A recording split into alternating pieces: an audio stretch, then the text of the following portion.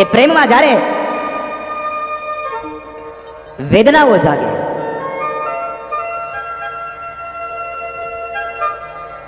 ભગવાન પ્રત્યેનો ભાવ જાગૃત થઈ જાય, અને ચાહે પછી ભક્ત ભગવાનને યાદ કરે તો ભગવાનને પણ ખબર પડે કે મારો ભક્ત મને યાદ કરે છે, અને ચાહે કૃષ્ણ ગોપીઓને યાદ કરે તો ગોપીઓને પણ અનુભૂતિ થાય કે અમારો કનૈયો અમને યાદ કરે છે.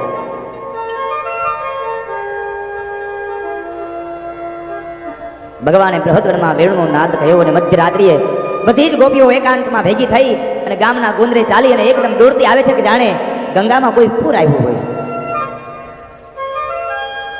જળ વસ્તુઓ ચેતન બની જાય અને કનૈયાની વાંસળીને સાંભળી અને ગોપીઓ તો દોડતી આવે.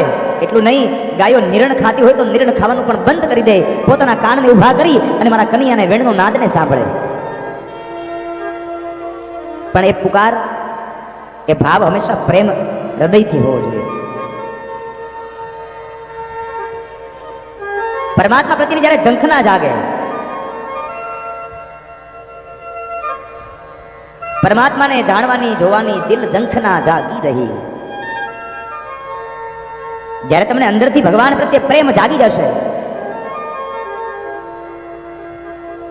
ત્યારે એ કૃષ્ણની યાદ, એ કૃષ્ણનો વિરહ તમને લાગી જાય ત્યારે કૃષ્ણને તમારી યાદ આવે છે. જીવાત્માને તો પરમાત્માની યાદ આવે, પણ પરમાત્મા જીવાત્માને ક્યારે યાદ કરે કે જ્યારે જીવાત્મા પરમાત્મા સાથે ઓતપ્રોત બની ગયો હોય.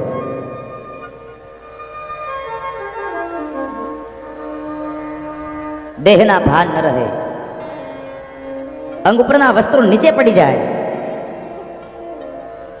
અને બસ મોઢામાંથી એક જ શબ્દ નીકળતો હોય, મેરો તો ગિરધર ગોપાલ દૂસરો ન કોઈ, જાકે શિર મોર મુકટ સોહે સો મેરો પતિ હોય.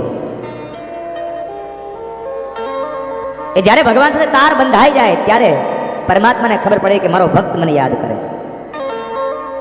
અને ત્યારે એ નરસૈયાએ કીધું નતું કે હે કનૈયા તું મારા પિતાશ્રીનું શ્રાદ્ધ કરવા આવજે.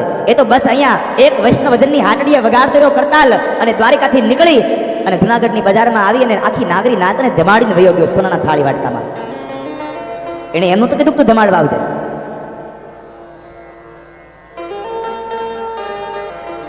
તો મીરાબાઈના હાથમાં આવેલો ઝેરનો પ્યાલો મીરાએ કૃષ્ણને નહોતું કીધું કે કનૈયા તું પીવા આવજે. મીરા તો એવું જ બોલ્યા હતા કે રાણાજીને કહેજો ફરી ઝેર મોકલે.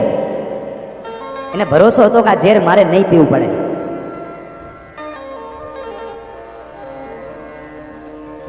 એ ભરોસો, એ વિશ્વાસ હોય છે.